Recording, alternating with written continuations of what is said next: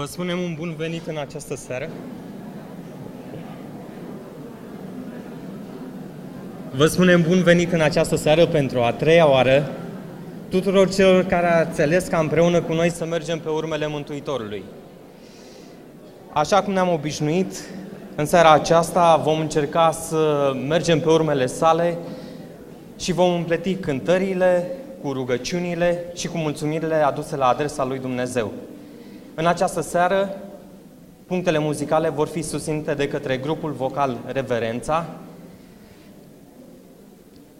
Spune un autor englez foarte cunoscut, Charles Dickens, emblema realismului secolului XIX, în cartea sa Viața Mântuitorului nostru Iisus Hristos, spune în felul următor: Dragii mei copii, țin foarte mult să știți și voi câte ceva despre povestea lui Iisus Hristos, căci toată lumea trebuie să afle despre El.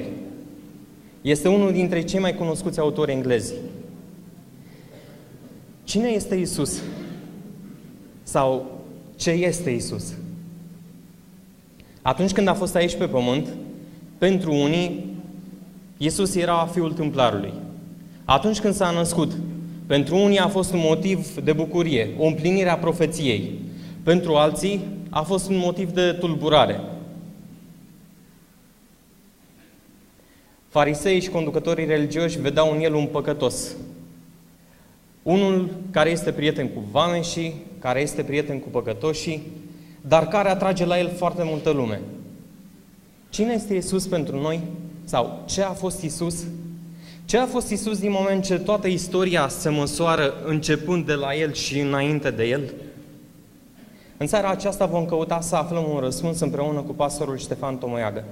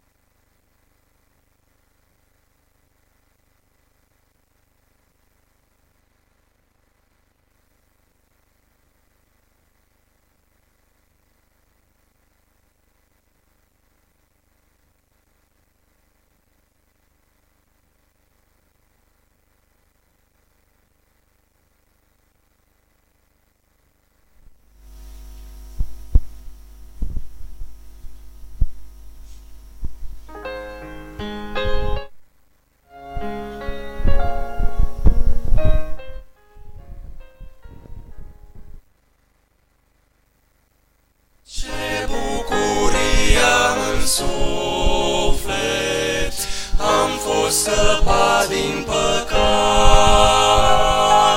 laudă-i fie de-a pururi, Domnului ce m-a salvat. Cum să nu cânt despre Domnul, cum să nu-L laud pe El, a mea viață i-o dau Lui și voi trăi pentru El.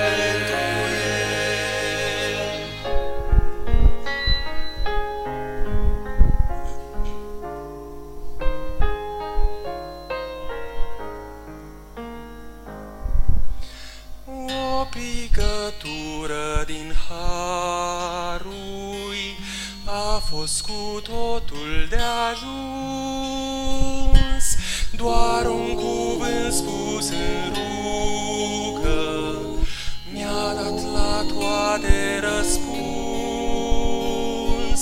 Cum să nu cânt despre Domnul, să nu-l laud pe el? A mea viață i-o dau lui și voi trăi pentru el.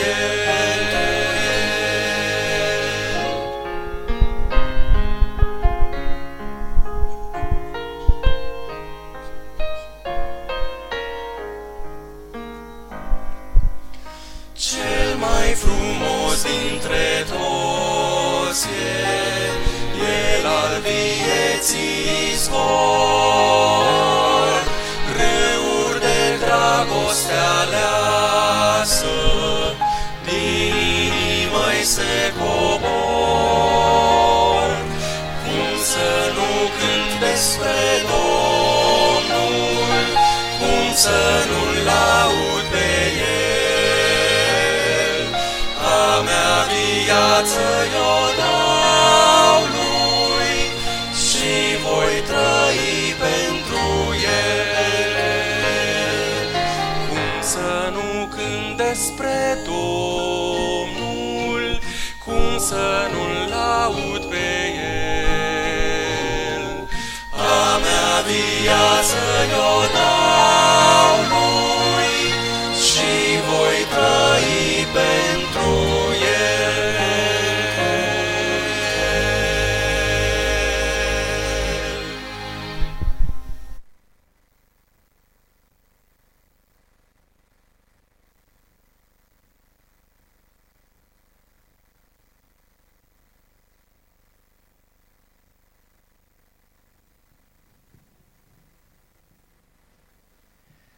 Haideți să ne ridicăm și să cerem prezența lui Dumnezeu în rugăciune.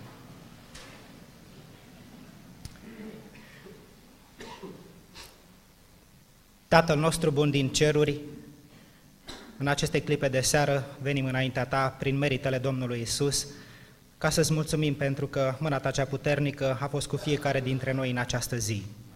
Îți mulțumim pentru că ne-ai condus și ne-ai călăuzit pașii în seara aceasta să putem să primim din nou cuvântul vieții. Dorim ca să binecuvintezi fiecare persoană de la tânăr până la vârstnic, să ne ajuți pe fiecare să putem să avem o inimă deschisă, ca acest cuvânt al Tău să ia loc în inima noastră, în mintea noastră și să ne schimbe pe fiecare după asemănarea cu Tine. Dorim ca să binecuvintezi pe fratele Ștefan Tomoiagă, să îl întărești cu Duhul Sfânt, să-l ia în stăpânire, el să-și predea viața în mâna Ta și Tu să te folosești de el și să ne transmiți mesajul așa cum dorești Tu. Noi venim înaintea Ta cu poverile noastre, cu frământările noastre, cu problemele noastre de sănătate. Tu, Tată, le știi pe fiecare, ni le cunoști la toți. De aceea le lăsăm în mâna Ta ca, potrivit voinței Tale, să lucrezi în viața fiecăruia dintre noi, așa cum știi că este cel mai bine. Îți mulțumim pentru că Tu vrei să ni te descoperi și în seara aceasta. Ajută-ne ca inima noastră să fie gata să primească cuvântul vieții și cât îngădui să mai stăm pe pământul acesta, să dorim să trăim în ascultare de Tine. Te lăudăm încă o dată pentru că vrei să ne dăruiești în seara aceasta cuvântul Tău prin Domnul Iisus. Amin.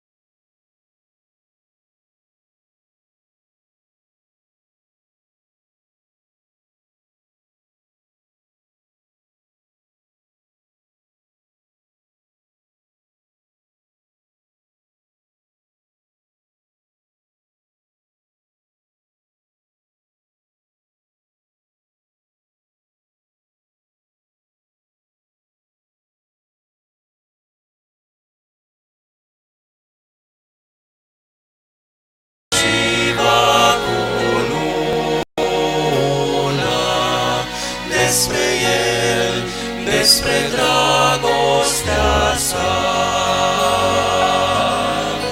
Ca o stea străluciva cu luna, despre El, despre dragostea sa.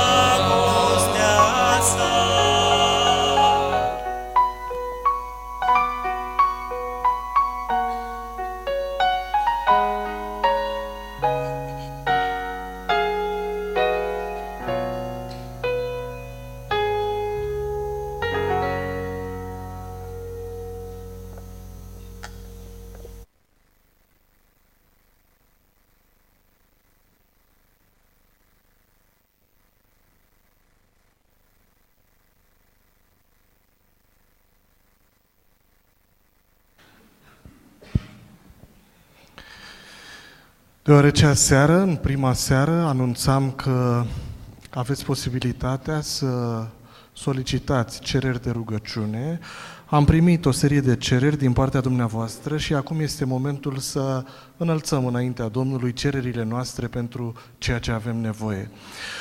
Noi, cei de aici, ne vom pleca pe genunchi, pe dumneavoastră vă invit să ne ridicăm pe picioare pentru a cere Domnului ajutor în problemele noastre.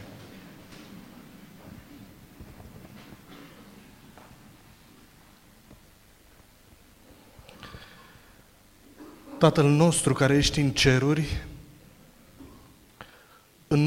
în numele și în meritele Domnului Hristos venim înaintea Ta în seara aceasta, conștienți că nu avem niciun merit să facem lucrul acesta, ci doar datorită harului Tău. Și ne unim în rugă toți din locul acesta și cerem, Tatăl nostru, ca prezența Ta să fie în locul acesta. Vrem ca de acolo, din înaltul cerului, să cobori spre noi și să asculți ruga noastră în seara aceasta, să asculți cererile noastre, să asculți fiecare inimă care înșoaptă, tăinuiește spre Tine, așteptând, Tatăl nostru, ajutor divin din cer. Amin. Așadar, în seara aceasta, Doamne, în mod deosebit te rugăm pentru familia Avram din Luduș. Amin. Tu cunoști problemele fiecărora dintre noi, Tu cunoști problemele fiecăruia în parte. Doamne, privește spre familia Avram în seara aceasta și fă să vadă în familia lor intervenția Ta. Pentru Cristi, care de asemenea este într-o situație de sănătate gravă, este în comă, este în afara țării, la Bruxelles. Doamne, întinde mâna Ta vindecătoare asupra lui.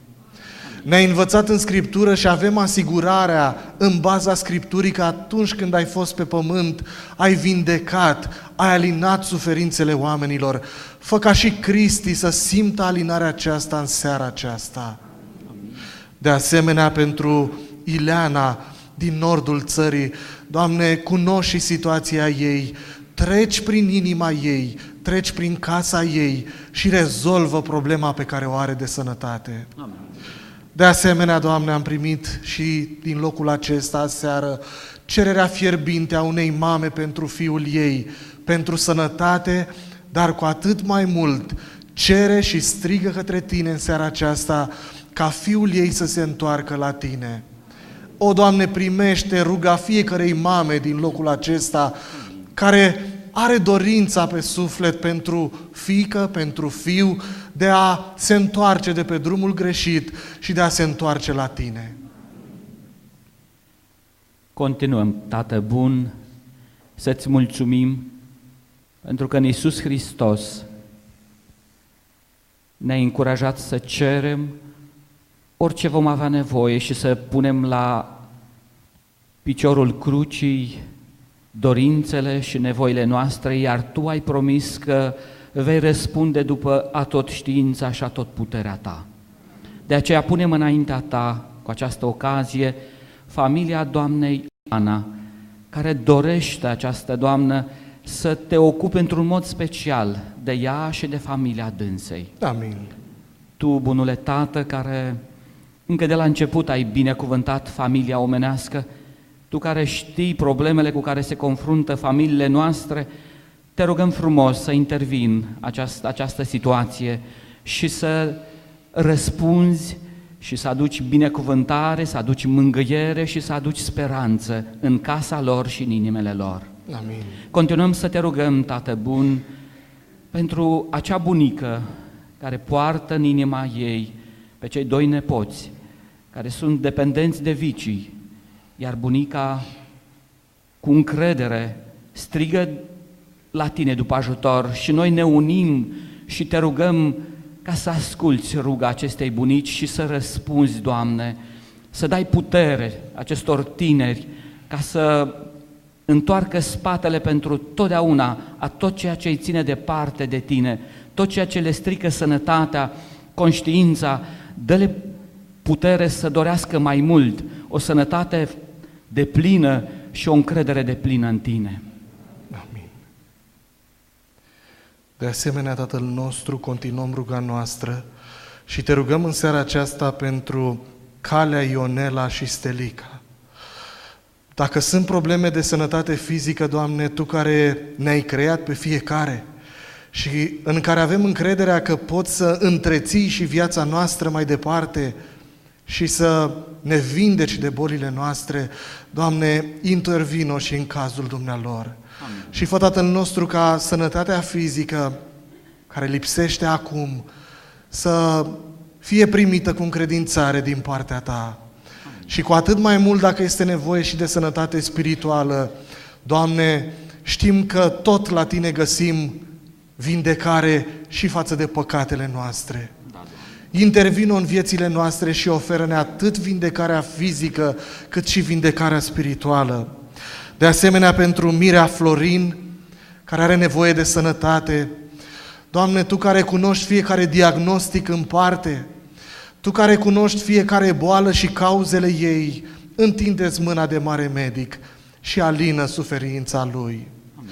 De asemenea, pentru familia domnului Ion, Doamne, pentru problemele de sănătate pe care le are, dar cu atât mai mult dorința familiei de a se întoarce din drumul rău, de a părăsi obiceiurile rele, de a părăsi orice viciu și de a se întoarce la Tine. Ascultă glasul acesta care strigă către Tine în seara aceasta. Amin. Continuăm, Tată bun, să punem înaintea Ta pe Dumitru, pe Ștefana, pe Mihaela, pe Petre, Rodica, Ana Maria. Nu sunt doar niște nume, Tu-i cunoști, știi nevoile lor, problemele cu care se confruntă și știi de asemenea că dorința noastră și dorința lor este ca să fie binecuvântați de Tine și sub ocrotirea și călăuzirea Ta cerească. Amin. Binecuvintează aceste persoane, binecuvântează cu sănătate fizică, dar și cu putere spirituală, dă-le putere să rupă orice viciu care încă îi ține departe de Tine și Te rugăm, Tată, odată cu ei, să Te înduri de noi toți care suntem aici, cu nevoile noastre și cu așteptările pe care le punem înaintea Ta în seara aceasta, ca prin cuvântul Tău și prin prezența Duhului Sfânt să aduci răspunsuri la căutările noastre, să aduci pace și binecuvântare în suflet și în familiile noastre. Amin. Mulțumitor că vei răspunde cum știi mai bine, Te slăvim, Tată, prin Domnul Hristos. Amin. Amin.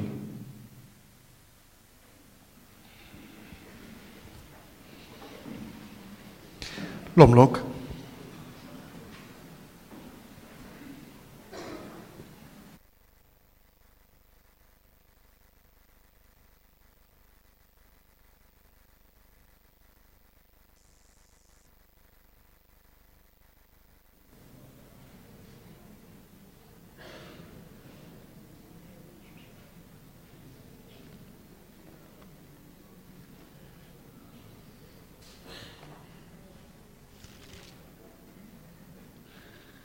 Bună seara!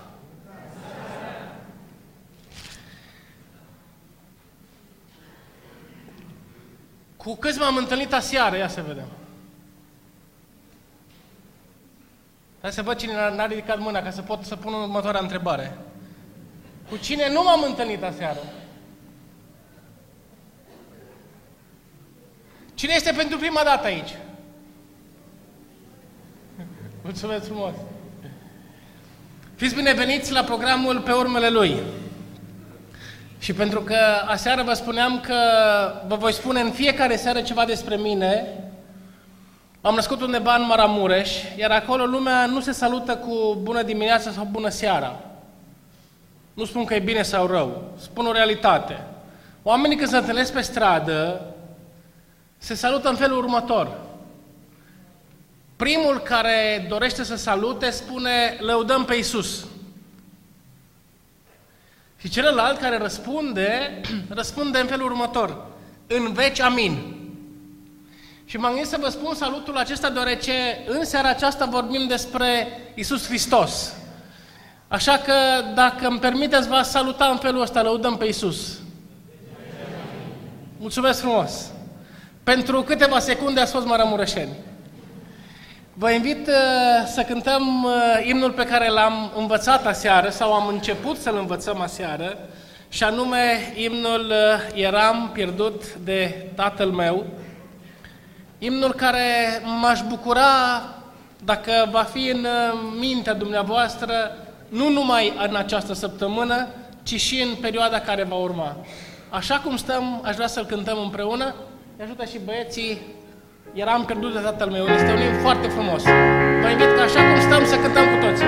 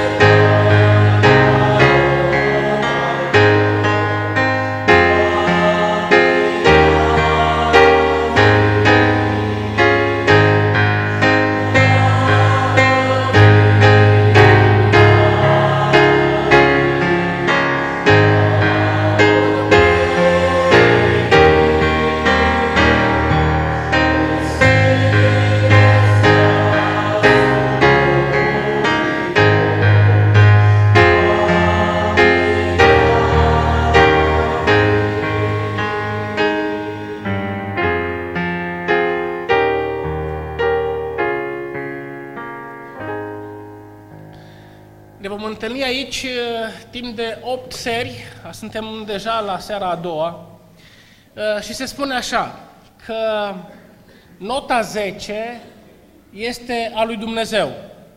Adică atunci când copiii vă spun că n-au luat 10, să nu îi certați. Se spune că nota 9 este a profesorului. Adică dacă 10 este la Dumnezeu, 9 e al profesorului. Și copiii cei mai buni încep să ia notă de la 8. Așa că dacă ia 8, mulțumiți că a luat nota 8. Și acum, de ce v-am spus lucrurile astea? Pentru că din cele 8 ocazii, bacul se ia cu cât? Cu cât se ia bacul? Cu 6 se ia bacul. Poți să iei 5 la una dintre materii, dar media trebuie să fie 6. Așa că cei care vor participa la minim 6 ocazii, adică vor lua bacalaureatul, în a 6-a ocazie când vă întind o mână, să-mi amintiți pentru că am o surpriză pentru dumneavoastră. Materialele pe care vi le prezint, vreau să vi le și dăruiesc, să le aveți și acasă. Asta a fost o paranteză. Când luăm bacul, putem să mergem mai departe la facultate. Dacă nu luăm bacul, nu se poate. Așadar, bine ați venit la cea de-a doua ocazie din serialul Pe urmele lui. Aș vrea să ne oprim la tema Cine ești tu, Doamne? Înainte de a deschide Biblia, vă invit să plecăm capul într-o foarte scurtă rugăciune. Părinte Ceresc, doar Duhul Tău este Cel care poate să ne convingă de adevărurile Tale veșnice. Știm, Părinte bun, că dincolo de orice cuvânt omenesc, Cel care a inspirat Scriptura poate să ne inspire și pe noi în înțelegerea ei. Ajută-ne în seara aceasta să te recunoaștem pe Tine, Iisuse, ca Dumnezeu adevărat și ca om adevărat. Prin meritele Mântuitorului te-am rugat. Amin.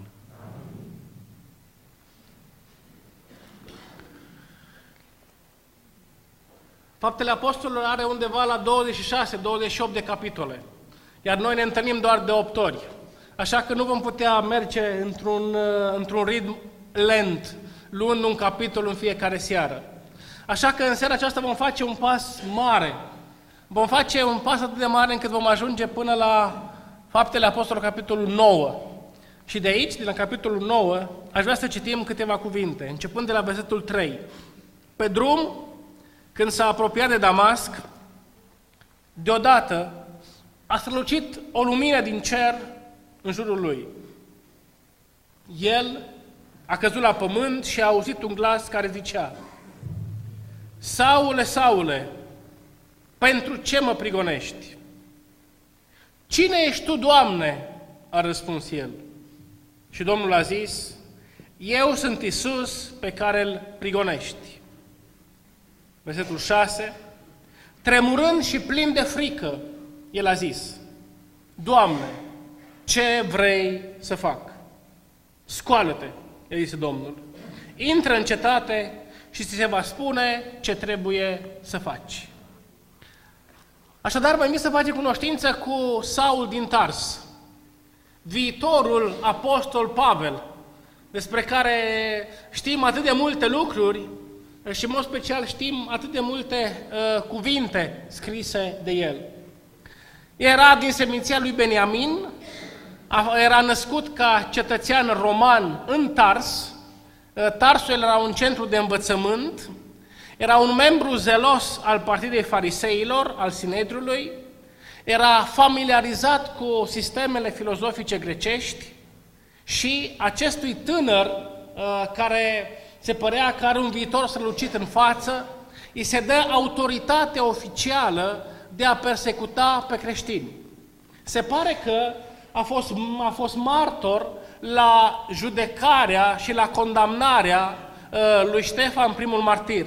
Se pare că acel moment i-a ridicat câteva întrebări în mintea lui, dar era atât de convins că el este cel care trebuie să ducă la tăcere orice grupare numită creștini, încât primește autoritatea să meargă la Damasc, pentru că la Damasc se pare că era un mic nucleu de creștini, un mic grup de oameni care credeau în Iisus Hristos, iar el primește autoritatea să meargă acolo și să îi extermine pe cei care cred în Iisus Hristos. Și se pare că în drumul acesta spre Damasc, la un moment dat, o lumină puternică și poate că ne întrebăm cum arăta, cum o fi înalt sau scund, despre el, despre Saul din Tars. În ale istoriei spun că la înfățișare era un om mic de statură, cu păr nu prea bogat, cu picioare strâmbe, destul de sănătos însă, cu sprâncene care se uneau, cu un nas oarecum coroiat, dar plin de grație, iar istoricii îl descriu ca fiind în felul următor. Uneori avea înfățișarea unui om, iar alteori avea înfățișarea unui înger. Și imaginați-vă, vă rog, momentul în care, călare fiind, mergeau spre drumul Damascului și la un moment dat o lumină puternică vine de undeva de sus din cer, un glas se aude și acolo se întâmplă ceva. Dintr-o dată, Saul din Tars își pierde vederea. Vă amintiți lucrul acesta? Vă amintiți? Oare m-am întrebat, nu cumva se împlinesc cuvintele din Zaharia care spuneau așa? Căci, așa vorbește Domnul oștirilor, după slavă m-a trimis El la neamurile care v-au jefuit, căci cel ce se atinge de voi, vă amintiți cuvântul acesta? Este uluitor. Cel ce se atinge de voi, se atinge de lumina ochilor lui. Saul din Tars a avut acea credință că face bine și se poate atinge, adică poate să-i dea deoparte, poate să-i omoare pe cei care credeau în Iisus Hristos. Însă Dumnezeu l-a oprit și în momentul acela se realizează o minune. El își pierde vederea și se împlinesc cuvintele din Zaharia. Iar în momentul acela, evident că Saul din Tars pune acea întrebare, Doamne, cine ești? La întrebarea lui Dumnezeu, Saule, Saule, pentru ce mă prigonești? Saul din Tars răspunde și el în două feluri. Îmi place foarte mult răspunsul sub formă de întrebare pe care Saul din Tars îl dă ca răspuns la întrebarea lui Dumnezeu. Saul din Tars răspunde rostind două întrebări. Prima întrebare, cine ești tu, Doamne? Este dorința de cunoaștere și m-aș bucura ca în seara aceasta să-ți pui și tu aceeași întrebare. Doamne Iisuse, vreau să știu cine ești. Vreau să te descoper cine ești. Vreau în adâncul ființei mele să fiu convins de existența ta și de identitatea ta. Și în al doilea rând, vreau în seara aceasta, Doamne, să-mi descoperi, să-mi arăți, să-mi spui ce trebuie să fac. Pentru că vreau să-ți promit că ceea ce îmi vei spune după ce te voi cunoaște, voi face. Haideți să le luăm pe rând cele două întrebări. Cine ești tu, Doamne? La întrebarea cine este Iisus Hristos, îmi permit să ofer două răspunsuri scurte, dar fundamentale. Primul răspuns. Iisus Hristos a fost Dumnezeu adevărat. Ce înseamnă asta? Ascultați două versete biblice care confirmă foarte clar gândul și afirmația că Iisus Hristos este Dumnezeu. În Coloseni, capitolul 2, cu versetul 9, spune căci în El locuiește, trupește, adică în Iisus Hristos, toată plinătatea Dumnezeirii. Iar în 1 Ioan, capitolul 5, cu versetul 20, ne spune, știm că Fiul lui Dumnezeu, Iisus Hristos, a venit, El este Dumnezeu adevărat și viața veșnică. Ce înseamnă asta? Înseamnă că dacă încercăm să-L așezăm pe Iisus Hristos între unul dintre ceilalți lideri religioși, vom descoperi că niciun conducător religios recunoscut nu a pretins vreodată că El este Dumnezeu în afară de Iisus Hristos. Iisus Hristos este singurul individ care a afirmat care are origine divină și singura persoană care a convins o mare parte a lumii că El este Dumnezeu. Și sunt bucuros că v-a convins și pe dumneavoastră și dumneavoastră credeți că Iisus Hristos este Dumnezeu. Amin? Dacă Iisus Hristos a fost cu adevărat Dumnezeu, atunci creștinismul este mai mult decât un ism, adică este mai mult decât o filozofie, este mai mult decât un curent filozofic, este mai mult decât o învățătură, este ceva special, este ceva unic.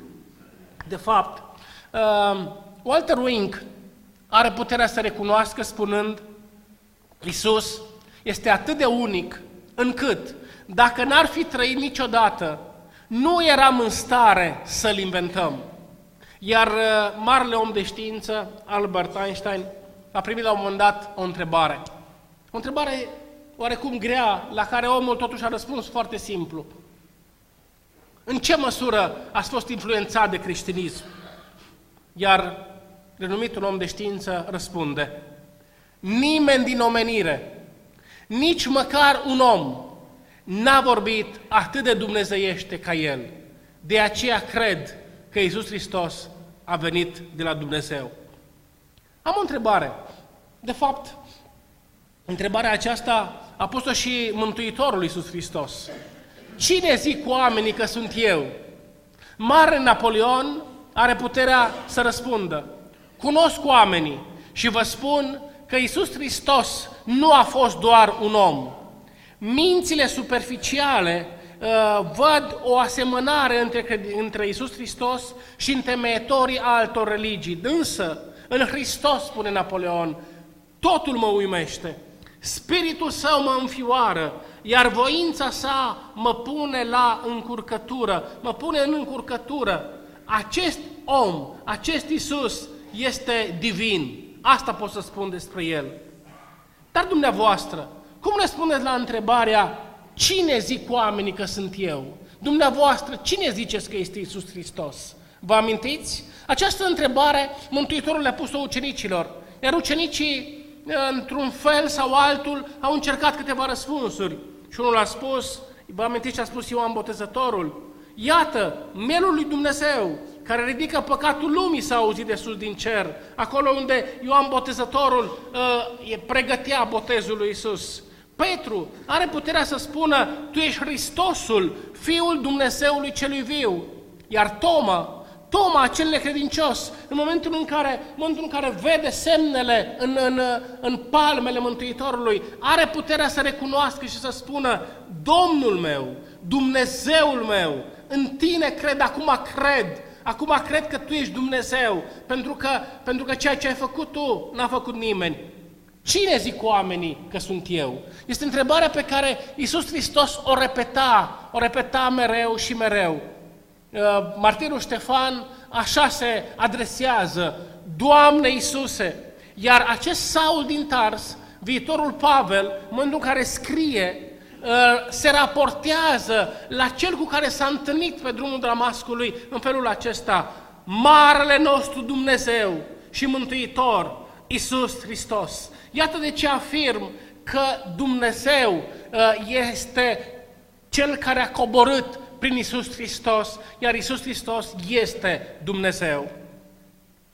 Iosif Flavius spune despre Mântuitorul Iisus Hristos: cam în timpul acesta s-a ridicat Iisus, un om înțelept, dacă este corect să-l numim om, deoarece El este un făcător de lucruri minunate, un așa învățător încât oamenii primeau adevărul cu plăcere și gruparea creștinilor, numiți astfel după numele Lui, nu s-a stins până în ziua de azi. Marți seara, la tema Mai suntem creștini, voi detalia mai mult ce însemna atunci să fii creștin și ce înseamnă astăzi să fii creștin. Asta înseamnă, primul răspuns la întrebarea: cine ești tu, Doamne? Iisus Hristos este Dumnezeu. Al doilea răspuns, Iisus Hristos, dacă vreți, a fost om adevărat. Ce înseamnă asta? Înseamnă că Cel care a fost numit pâinea vieții și a început misiunea flămând. Vă amintiți că n-a avut o bucată de pâine pe care să o mănânce? Cel care este numit apa vieții și-a sfârșit misiunea însetând, a rostit și a strigat că mi-e sete, iar oamenii n-au avut un pahar cu apă să-i dea, ci i-au dat oțet. Asta știu oamenii să-i dea lui Iisus, oțet, în loc să-i dea apă. El a flămânzit ca un om, dar i-a hrănit pe oameni ca Dumnezeu. El a fost obosit și totuși El este odihna noastră. El a plâns, dar totuși doar El știe să șteargă lacrimile și cum le șterge El, vă spun, că nu le șterge nimeni. El a fost vândut pentru 30 de arginți și totuși doar El a răscumpărat lumea. El a fost adus ca un miel la tăiere și totuși El rămâne păstorul cel bun. El moare și totuși dă viață și prin moartea Lui nimicește moartea. El este omul adevărat, Iisus Hristos, care a venit, care a luat chip de om pentru ca să trăiască în lumea aceasta plină de păcat și să ne arate un model frumos. Pentru că atunci când tu te vei întreba ce să facă în situația asta, să te uiți ce a făcut Hristos și să descoperi calea pe care trebuie să mergi și tu. Cine ești tu, Doamne? Prima întrebare, ești Dumnezeu adevărat și ești om adevărat. A doua întrebare, al doilea răspuns, practic, Saul din Tars întreabă, cine ești? Am descoperit. Doamne, ce vrei să fac? Știți ce se întâmplă? Un lucru este uluitor. Când omul își pune cu adevărat întrebarea, ce trebuie să fac, Doamne? Dacă este să fac ceva, te rog, spune-mi. În momentul acela se întâmplă ceva interesant. Parcă nu-ți mai ți este foame, parcă nu-ți mai ți este sete. Nevoile fiziologice trec în plan secundar. Vă amintiți? 3 zile n-a mâncat și n-a băut. Vă amintiți? Moise, 40 de zile pe muntele Sinai, n-a mâncat, n-a băut, s-a întâlnit cu Dumnezeu. Este uluitor. Ucenicii, pe muntele schimbării la față, nu ni se spune că ar fi mâncat ceva. Ce înseamnă asta? Asta înseamnă că atunci când te întâlnești cu Dumnezeu, atunci întâlnirea cu Dumnezeu îți dă puterea și vigoarea de a merge mai departe. Ce vrei să fac? Se mai întâmplă ceva. Când te întâlnești cu Dumnezeu, atunci are loc o schimbare. Are loc o schimbare a numelui, dacă vreți. Vă dau câteva exemple. Iacov, în momentul în care se întâlnește cu Dumnezeu și se luptă cu Dumnezeu, în momentul acela Dumnezeu îi răspunde într-un mod special și se spune, de azi înainte nu te vei mai chema Iacov, ci cum? Israel. De azi înainte nu te vei mai chema Avram, ci Avram. De azi înainte ți se va schimba numele. De ce? Pentru că tu te-ai întâlnit cu Dumnezeu și când te întâlnești cu Dumnezeu, se schimbă caracterul tău, pentru că numele reprezintă caracter. Da. Ce vrei să fac? Îi se spune lui Saul, du-te în cetate și ți se va spune ce trebuie să faci. Cu alte cuvinte, vorbește despre Isus, du-te și spune că te-ai întâlnit cu Isus și vei descoperi ce va trebui să faci mai departe. Știți ce îmi place? Îmi place foarte mult la Dumnezeu, că Dumnezeu vede într-o persoană și exact așa a văzut în Saul din Tars, vede într-o persoană nu ceea ce este, ci ceea ce poate să devină, ceea ce va deveni. De aceea Dumnezeu intervine în umblarea fiecăruia. Sunt foarte bucuros că atunci când Dumnezeu se uită la tine, nu vede doar ceea ce ești, ci ceea ce poți să devii dacă vei spune da pentru Dumnezeu. În momentul în care te întâlnești cu Dumnezeu, Dumnezeu nu vede doar păcatul pe care tu l-ai săvârșit astăzi, ci vede viața frumoasă pe care tu o vei putea trăi prin puterea Lui de azi înainte. Pentru că Dumnezeu vrea să-ți dea viața veșnică, pentru ca să te bucuri o viață întreagă împreună cu El. Da, de fapt, întrebarea rămâne, bine, și ce trebuie să fac? Este întrebarea care a frământat generațiile, iar la această întrebare și Mântuitorul Iisus Hristos și Petru și mulți alții au un singur cuvânt. Oameni buni, întoarceți-vă la Dumnezeu, Întoarceți-vă la Dumnezeu, căci împărăția cerurilor este aproape. De fapt, asta a predicat Hristos de la primele sale predici. De atunci încolo, Iisus a început să propovăduiască și să zică: pocăiți-vă, căci împărăția cerurilor este aproape. Iar în Faptele Apostolilor, capitolul 2, da, Petru le-a zis, în momentul în care oamenii au pus întrebarea: bine, și ce trebuie să facem? În momentul acela, Petru nu s-a sfit să le spună: oameni buni, dacă vreți mântuire, atunci întoarceți-vă la Dumnezeu, atunci părăsiți păcatul. De ce? Pentru că păcatul, vreau să vă spun ceva aici, păcatul te va duce mai departe decât ți-ai propus tu să mergi când ai spus da.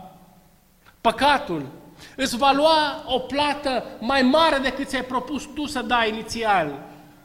Păcatul te va determina să mergi mai departe decât tu ți-ai propus. Da, să faci lucruri pe care nici măcar nu ți-au trecut prin minte. De ce?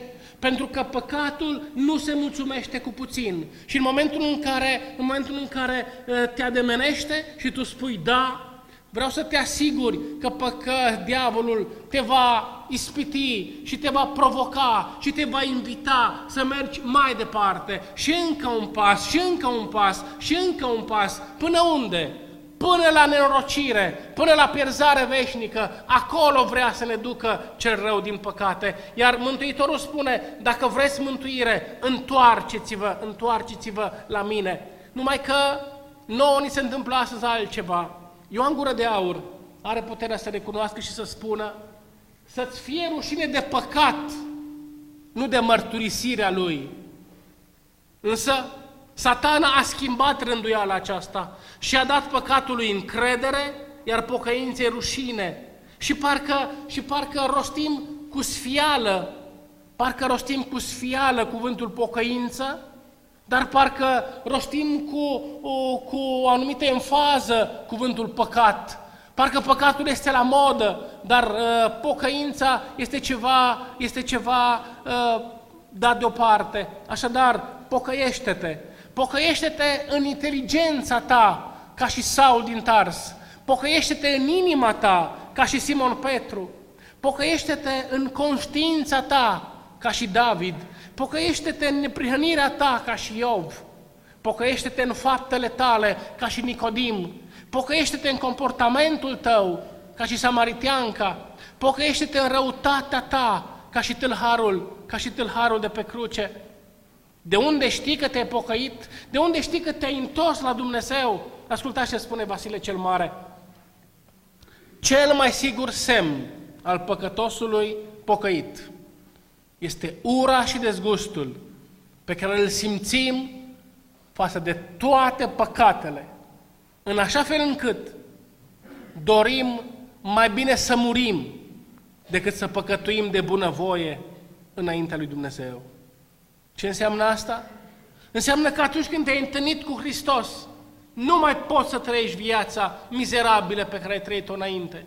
Când te întâlnești cu Hristos, îi cer lui putere pentru a trăi o viață nouă. Am o întrebare. Cum îi răspunzi? Da, Doamne, ce vrei să fac? Am înțeles ce trebuie să fac, să mă întorc la Tine. Cum îi răspunzi? Poți să răspunzi în multe feluri. Poți în seara asta să spui: nu te cunosc. Poți să-L tăgăduiești. Îți amintești? Cineva foarte aproape de Mântuitorul Iisus Hristos s-a uitat către mulțime și a avut puterea să spună: nu-L cunosc pe omul acesta, nu știu cine este. Sau poți să faci altceva, poți să-L vinzi. A fost tot cu Iisus Hristos o bună perioadă de timp.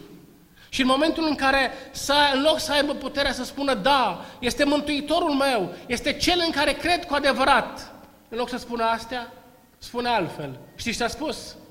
Cât vreți? Cu cât vreți să ne înțelegem?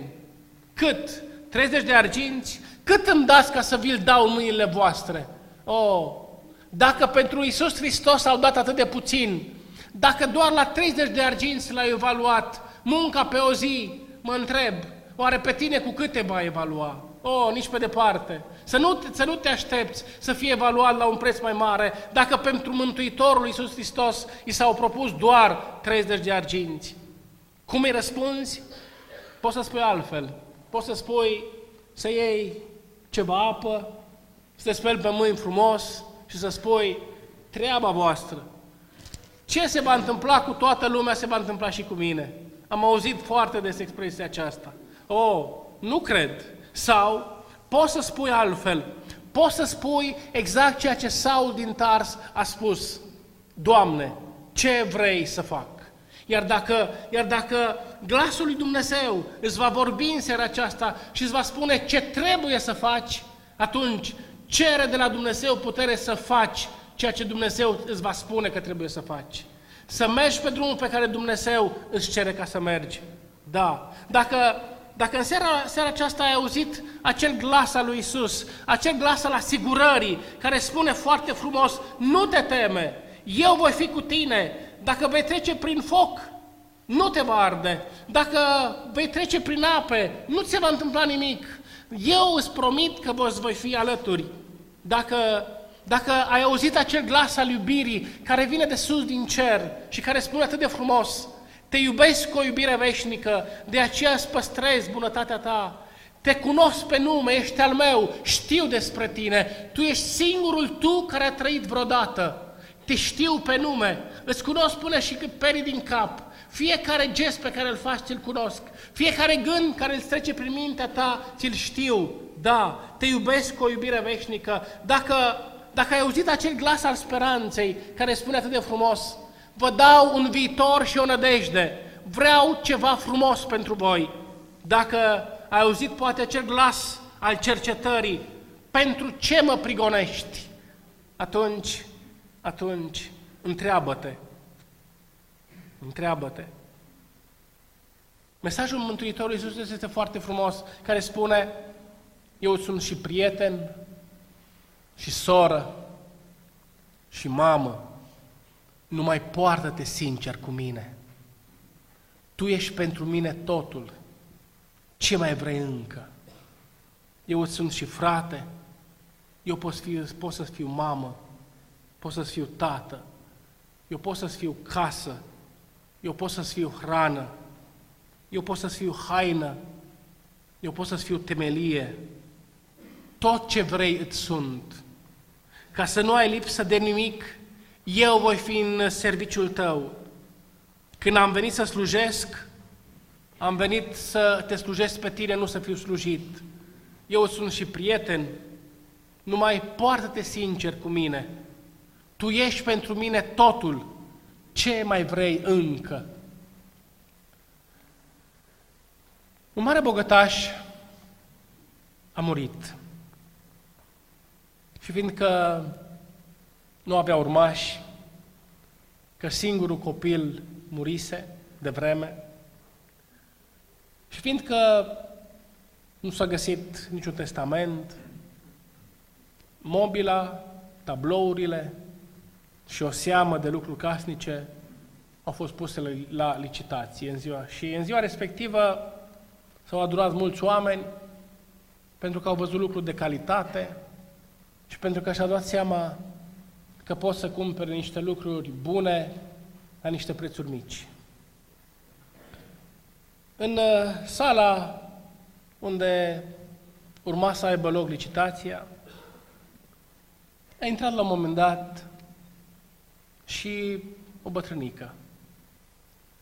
O bătrânică cu o îmbrăcăminte puțin curioasă, a venit și ea, s-a uitat printre lucrurile care erau acolo și la un moment dat s-a uitat mai cu atenție la un tablou.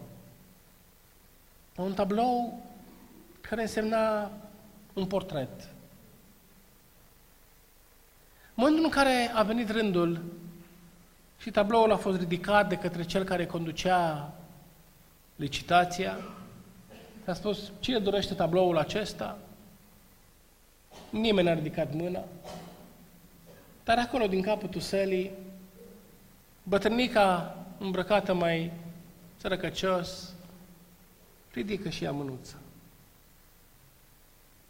Dumneavoastră vreți tablou? Da. Cât costă? O sumă foarte mică de bani. Se pune întrebarea dacă mai vrea cineva. Nimeni nu ridică mâna că vrea tabloul. Și la un moment dat, bătrânica scoate câțiva bănuți, plătește, ia tablou și foarte bucuroasă merge spre casă. Înainte să plece, zice, am vrut să iau tabloul acesta pentru că în tinerețile mele am fost guvernantă în casa acestui om bogat. Și mi-am amintit că am avut grijă de copilul acestui bărbat. Și cred că acest tablou este tabloul copilului lui. A luat tabloul cu multă sfială, a mers acasă, a luat o cârpă, a început să-l șteargă cu răbdare, să-l facă cât mai frumos cu putință. Cu gândul că îl va așeza într-un loc de cinste în camera ei și în timp ce îl ștergea pe ambele părți, un colț de hârtie a ieșit la iveală. Curioasă, trage mai cu putere de acea bucată de hârtie și deschide. Când deschide, este foarte curioasă și surprinsă în același timp, mirată de ceea ce scria pe acea bucată de hârtie. Era tocmai testamentul bătrânului. Și în testament scria foarte clar: cine va cumpăra acest tablou, care reprezintă de fapt tabloul fiului meu, la care am ținut atât de mult, acea persoană va fi moștenitoarea întregii mele averi. Când am citit cuvântul acesta, mi-am dat seama că se aplică atât de bine la Mântuitorul Iisus Hristos. Cine îl va recunoaște pe Iisus Hristos ca Fiul al lui Dumnezeu, de fapt Dumnezeu Tatăl spune, cine îl va lua pe Fiul va fi moștenitorul întregii mele averi. Cine îl va recunoaște pe Fiul ca Fiul al meu, al lui Dumnezeu de sus din cer, îl va recunoaște, atunci acea persoană va primi din partea Dumnezeului Tatăl bucuria de a fi o viață veșnică împreună cu El în împărăția cerurilor. Așadar, nu pot decât în seara aceasta să te întreb dacă vrei să primești acest dar frumos care a venit din cer pentru tine. Iar acest dar frumos nu este nimeni altul decât Iisus Hristos, Cel care este Dumnezeu adevărat și om adevărat. Care este răspunsul tău? Nu știu. Dar mi-aș permite să te întreb ce trece prin minte. Oare crezi cu adevărat că Iisus Hristos este Fiul lui Dumnezeu? Da, mă bucur că dai din cap. Oare crezi cu adevărat că Iisus Hristos poate să te mântuiască și pe tine? Da. Oare crezi cu adevărat că acest Iisus, care a venit din cerurile prea înalte, poate să-ți dea puterea de a trăi o viață frumoasă împreună cu El? Mulțumesc de răspunsul tău. În seara aceasta nu pot decât să spun o rugăciune către Dumnezeu, care să fie una care să te apropie pe tine de acel cuvânt inspirat al Scripturii și să te motiveze la studiu atent. Nu pot decât să spun, Doamne, îți mulțumim că te-ai lăsat descoperit ca Dumnezeu adevărat și ca om adevărat. Nu pot decât să spun, îți mulțumim, Doamne, că în seara aceasta am auzit glasul Tău. Vrem să Te primim și să Te urmăm. Arată-ne, Doamne, planul Tău cu noi. Arată-ne drumul pe care vrei ca să mergem. Arată-ne gândul, arată-ne acea lumină care vrea să ne arate drumul spre Tine și arată-ne acele urme pe care Tu le-ai lăsat pentru a călca pe urmele Tale și pentru a trăi cu Tine o viață veșnică în Împărăția Cerurilor. Dumnezeu să ne ajute la aceasta, prin Iisus Hristos. Amin. V-aș invita să ne ridicăm în picioare și să ne rugăm împreună.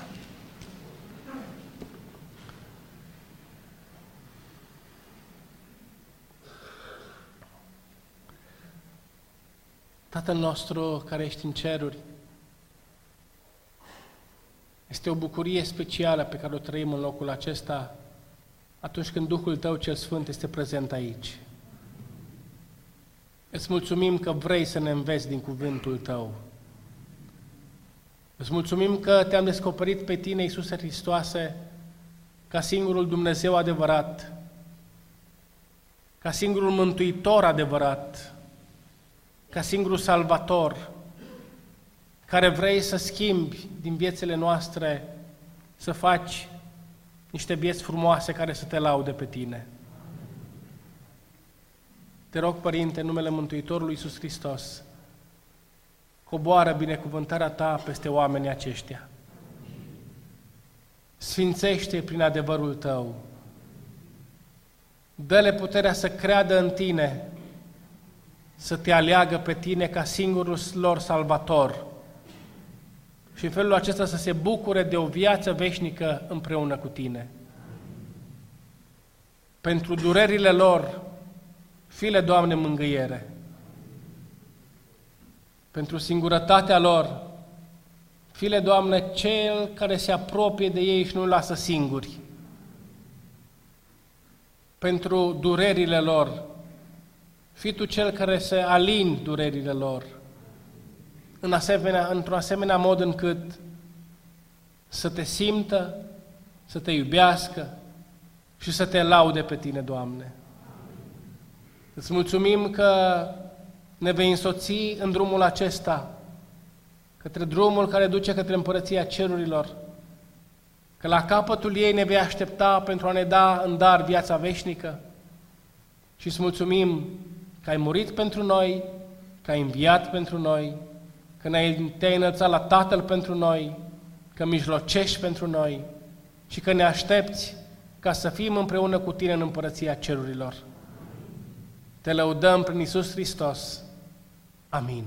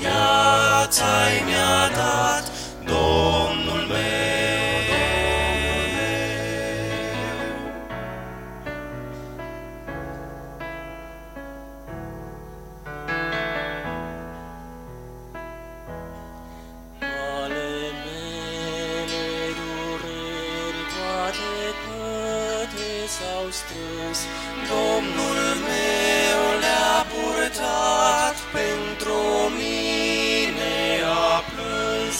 În adâncul uitării El ne-a aruncat și lumină din viața-i curată mi-a dat.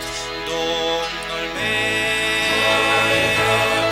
Domnul meu m-a salvat și din viața-i mi-a dat.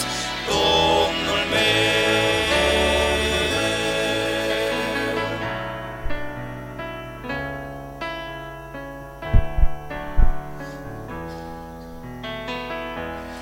Slava Lui va veni, cerul întreg luminând, vor fi inimi cântând, vor fi inimi plângând. Doamne, ajută-mi atunci slava Ta să primesc și cu drepții să cânt spre limanul ceresc. Domnul meu m-a iertat, Domnul meu m-a salvat și din viața-i mi-a dat. M-a iertat, m-a salvat și din viața-i mi-a dat. Domnul meu.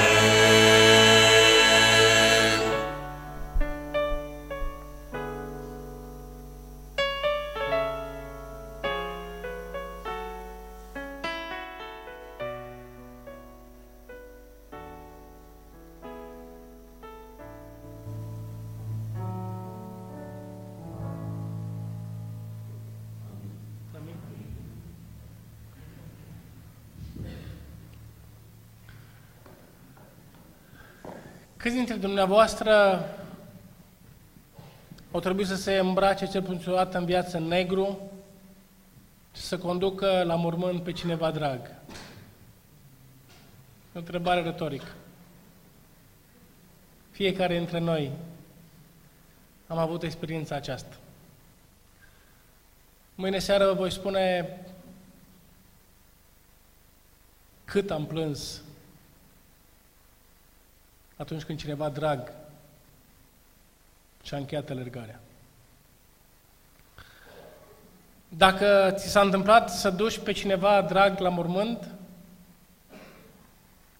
atunci te invit să vii la prezentarea de mâine seară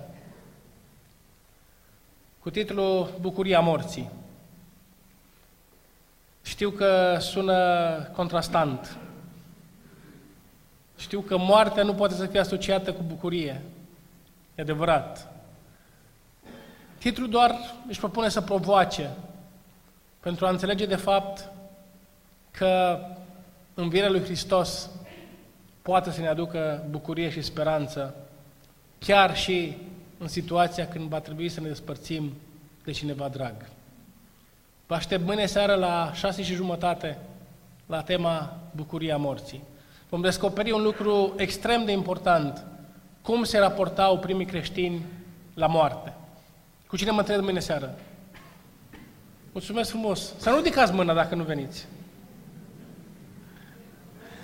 Vă doresc multă binecuvântare și pacea lui Hristos să vă însoțească. Dacă aveți un prieten, un cunoscut, un vecin și vreți să veniți împreună, am mai văzut câteva locuri în partea dreaptă sau stângă.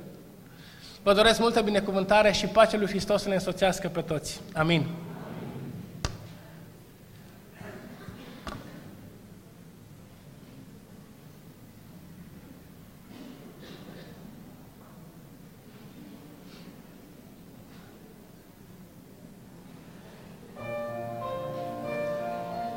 Îi mulțumim pastorului Ștefan Tomoiagă pentru prezentarea din această seară. Mulțumim grupului vocal Reverența pentru cântările cu care ne-au încântat. Îi mulțumim Domnului pentru că a făcut posibil ca noi să fim în această seară aici. Am văzut că mai mult decât a fost aseară, în seara asta au sunat foarte multe telefoane și probabil că erau copii, probabil că erau frați sau părinți. Dacă vreți ca și ei să participe la acest eveniment și nu pot să fie prezenți aici, poate că unii sunt plecați departe, în seara aceasta când vă veți retrage din sală, spuneți-le că pot să participe și ei. Pe adresa de internet www.peretu2.ro pot să vadă acest eveniment în direct. Dacă aveți întrebări sau motive de rugăciune, nu uitați că acum să le lăsați la ieșirea din sală. Dacă doriți să mai ascultați acest grup, pe 19 martie, la Biserica Peretu 4, vor fi din nou prezenți. Domnul să fie cu noi până mâine seara la ora 18:30, când ne vom vedea din nou.